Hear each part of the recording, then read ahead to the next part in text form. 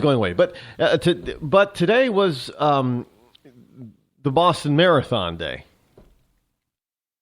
And I do believe it was an Ethiopian male came in first and second. And I do believe it was an Ethiopian woman that came in first for the ladies. I've never really been into marathoning. I don't see the joy in putting your body through 25 miles or more of running. Now, the Boston Marathon is I guess just over 26 miles long. But these people run it in about 2 hours. You know, the winners do it. I think that today's winning time was like 2 hours and 9 minutes or something. I mean, that's insane. You know, you got to be running approximately 13 to 15 miles per hour to make it in 2 hours.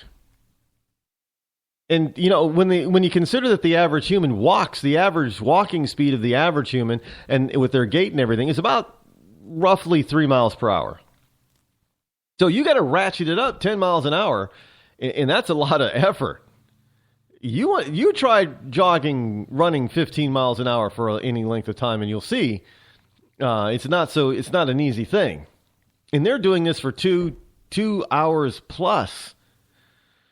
It's an incredible feat of human endurance, but I don't see why anybody wants to put their body through that kind of pain. And understand, when you're running there, look, I ran track when I was in 8th grade, and I was a sprinter, except for one time, 2 times, when it was just it was a team meet, and all it was just a bunch of relays. There were 2 relay meets. And so the track coach at the time decided to turn this sprinter into a somewhat long distance runner, 880 half miler. So it was a 2-mile relay that I was a part of the team of. And there were 4 members, 4 of us, and each one of us had a half mile leg to run. And one of the interesting things about the school that I went to at the time, called Roxborough Middle School in Mattydale, New York, and it's still there. It's called Roxbox. That's its nickname. But at the time, Roxborough had the record for that relay. And our coach fully expected us to win it because the school was the record holder. So he fully expected us to win it. Now, here you're taking a sprinter who doesn't really run long distance, and you're going to turn him into a long distance runner. Well, you got to change the way he runs, and they had to change the way I ran because I tended to run too fast. Now, here was the thing. By the time we got to the meet and we ran the race, we were, from the start, we were ahead.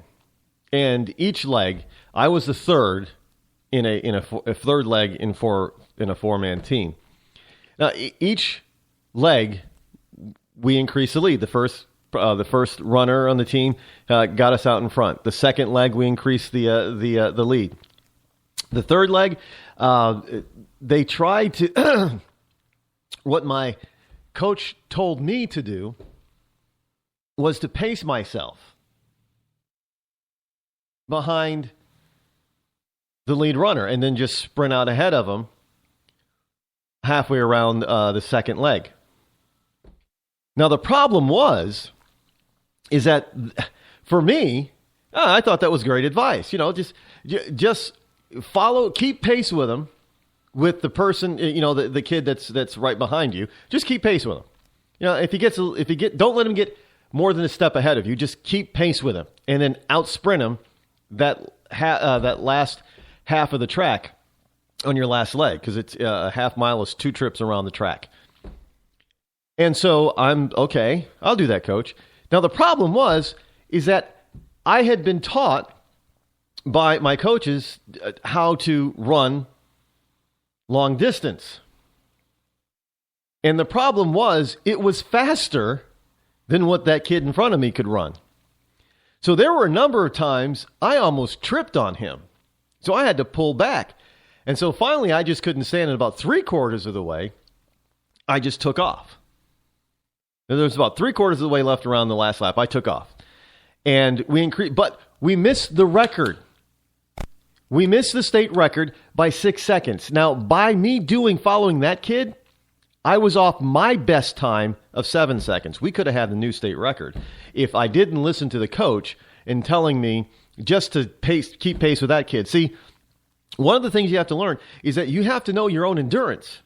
You have to know your own ability. And don't let anybody else tell you any different. If you can go at a different pace and keep it up, then do it. Don't keep up at somebody else's pace. But you got to know your limits. Now, I got to tell you, I know my limits. There's no way in hell I'm running 26 miles. Even if I was back there in 8th grade, there's no way I was running a 26-mile marathon. I wasn't going to enter cross country. You know, the school cross country teams. I wasn't doing that. Absolutely not. I look at these kids today, you know, when we're out and about, and they're out there running, practicing cross country, and that's crazy to me. Now, I don't mind running. You know, you run a mile or two, you know, keep in shape. That's fine. But 26 miles? That's a bit nutso. That's putting your body through a lot of stress. It needs a lot of endurance to do that. But I'm digressing. The whole point of this is that we had the Boston Marathon running today. There were no incidents from what I heard. There were no reported incidents. But one of the things that I found interesting and rather disheartening was the fact that they were saying that, you know, in certain areas into the Boston Marathon area, you weren't allowed to bring things like backpacks or blankets. You couldn't bring those things. And that you were subject to search at any time.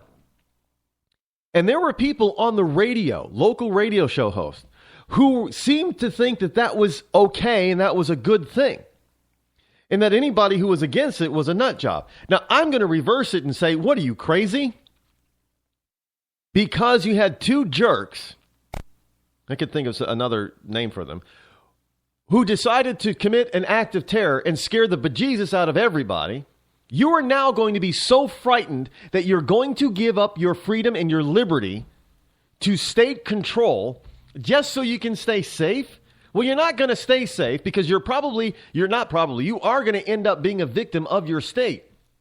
Sooner or later, if you give them too much power. And we're starting to turn over our own liberty and security in order to the state, so we can get some sort of security, we think. The problem is that we're all taught to what? Feel secure. I don't feel safe, or I feel safe. That's a bogus BS argument. Anybody that tells me that they don't feel safe, I say, well, because you're an idiot. And if they tell me, well, I feel safer now, I tell them, you're an idiot. Your feelings have nothing to do with your safety. As a matter of fact, your feelings about your safety, if you feel safe, they could get you hurt or even killed. Because your feelings have nothing to do with reality. I mean, look, I am sure all those people that boarded those planes on 9/11 felt safe. They felt safe getting on board. Were they? No. I am sure all those people down at the Boston Marathon 2 years ago felt safe near the finish line. Were they? Obviously not. I'm sure there are a bunch of people that are running around thinking, well, now we feel safer because the cops won't let backpacks and blankets and people can get, a bum rushed and checked and strip searched at any time. And don't doubt me that that's what they'll end up doing. They'll taking somebody somewhere back to, and doing cavity searches and all that kind of stuff. So people are going to feel, does that make them safer? Absolutely not. But what will it do? It will allow them to lower their guard and allow somebody to sneak in and do something terrible. All because people have given up some liberty in order to feel safer. And you don't get, feeling safe does not make you safe. It does not, it never has, never will. I mean, we had Oklahoma City bombing. All those workers and children went to that building that morning and they felt safe. Were they safe? Obviously not. People go to work every day. We have the term going postal. Well, there's, office shootings. in office homicides, people go to work. That day they felt safe being on company property. Were they safe? No. College students, they feel safe being on gun-free zone college campuses all over the country. And yet we have shooting after shooting on college campuses. So really, were those kids, that's what they are, kids, were they safe? Sandy Hook, all the parents thought that their children were safe. Sending them to elementary school, they felt their child was safe. The kids felt safe. The teachers and administration in that building felt safe. Were they safe? No. So don't ever, ever come to me and tell me that you feel safe or you feel unsafe, because your feelings have absolutely nothing to do with the facts. And by your feelings getting in the way, you are allowing our government to take action that they really have no constitutional or moral right to do. Now, I'm sorry. It's terrible. Look, I live here. And it is terrible that the Tsarnaev brothers did such a terrible thing 2 years ago. But you do not have a right because somebody did a terrorist act or committed a crime. I don't care what the crime is. They committed a crime.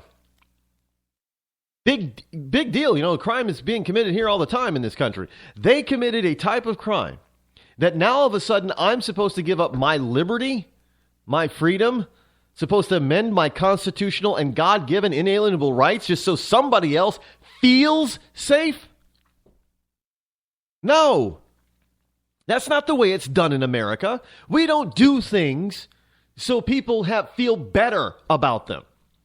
What is this liberal, idiotic notion that we do things in order to make others feel better? You know who's supposed to make you feel better? Your family and friends. I am not supposed to make you, my audience, feel better. I don't know who you are. I care about you, but I don't know who you are. I'm not supposed to make you feel better. You're not supposed to make me feel better. We're supposed to respect each other's liberties. That's the reality. There's no feeling there at all. There is none, zero, nada feeling about respecting another person's liberties and inalienable rights. There's no feeling there. It's just called human respect. And let me tell you something, by allowing your government to do what they did today down in the for the Boston Marathon, the government is basically telling you, hey, you're citizens of this country, but we're not going to respect you. Not at all. And we're not going to respect you because we want to make other people feel safe. Even though that has nothing to do with it. They may have been safe. They may have not have been safe. I don't know. There may have been, I don't know, but there may have been somebody down there, scoping it out for a future of a criminal event. Who knows? But does that make if there's somebody scoping it out? Because we know that there's all kinds of people, like ISIS is on our southern border now. Now they found, camps. Mexico is telling us that there's camps over there 8 miles from the border. So what if they come across? What if they do some reconnaissance? What if they just, they don't go with a backpack. They don't go with a blanket. They don't bring any weapons, and they just go to observe and see everything, how everything works. Do you still feel safe? Well, yeah, you're going to feel safe, but are you safe? No, because somebody's planning your death. That's not safety, folks. But hey, you know what? What did you just do? You decided that since this bombing took place and that you wanted to feel safe and that all this other stuff that's happening out there in the world is kind of existential. It doesn't really mean anything to you because it's not happening here.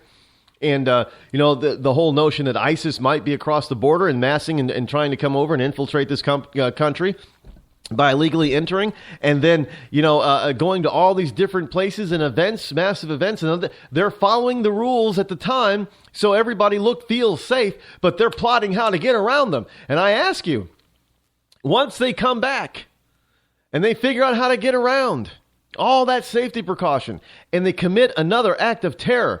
Are you not going to feel? What are you going to give up next?